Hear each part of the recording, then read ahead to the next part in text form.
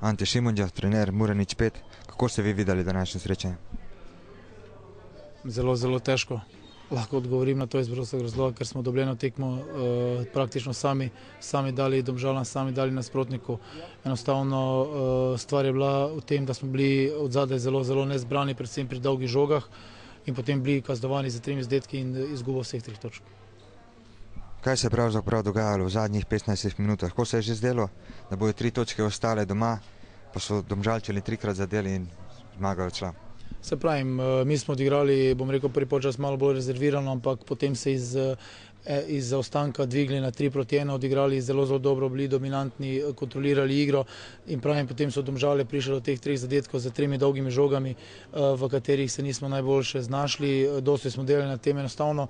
To je pač, bom še enkrat rekel, neka šolnina, ki jo pač fantje morajo plačati, da je to v prvi ligi in tu je vsaka manjša napaka, za vsako manjšo napako si kaznovan in zaradi tega so nam te 3 točke ušle.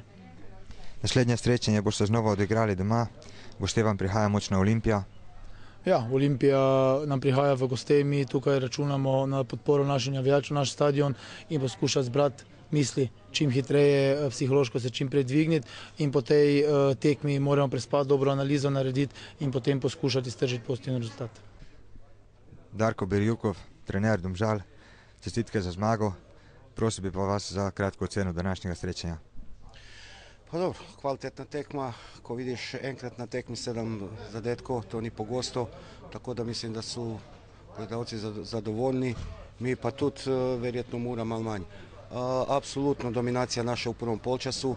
Jaz bom rekel, dominacija naša na celi tekmi razen moguće prvi 15 minut drugog polčasa, ko smo iz 2 nepotrebne napake iz auta nasprotnika in izgubljene žoge na naše 16 metara dobili 2 zadetka i potem je seveda težko.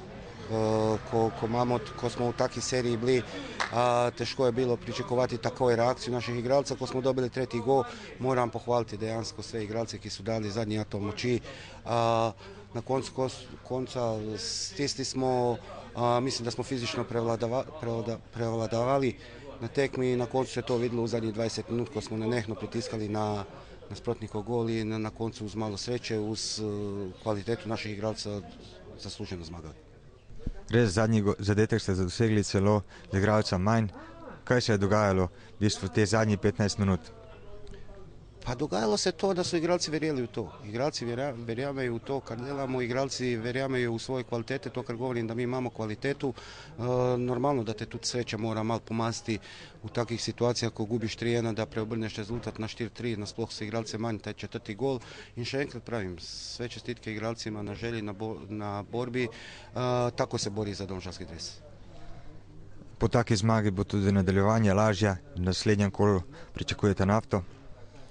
Ma ja, sigurno je lažje ako tako zmagaš, ampak če bo nadaljevanje lažje, to bomo videli. Sigurno zdaj sve naše misli su smjerene na Naftu.